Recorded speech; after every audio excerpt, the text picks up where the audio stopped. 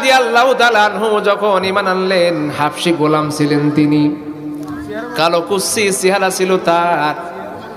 বেলাল রাদিয়াল্লাহু তাআলা আনহু ঈমান আনার কারণে সারাদিন উত্তপ্ত মরুভূমির ভিতর দিয়ে টেনে হেসড়ে বিকাল বেলায় তাকে বুকের উপরে পাথর চাপা দিয়ে জিজ্ঞাসা করা হয়েছিল, বেলাল এভাবে করে জীবন হারাবি নাকি ঈমান ছাড়বি বল?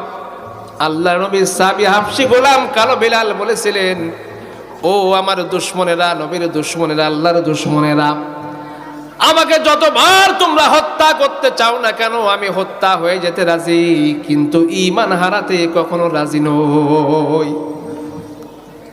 তিনি আহাদ আহাদ বলে চিৎকার করে করে জানিয়ে দিয়েছে, আল্লাহ এক, আল্লাহ এক, আল্লাহর সাথে কাউকে আমি শরীক করতে পারবো না, অংশীদার করতে পারবো না। ও আমার ভাইরা, আমার বন্ধুরা,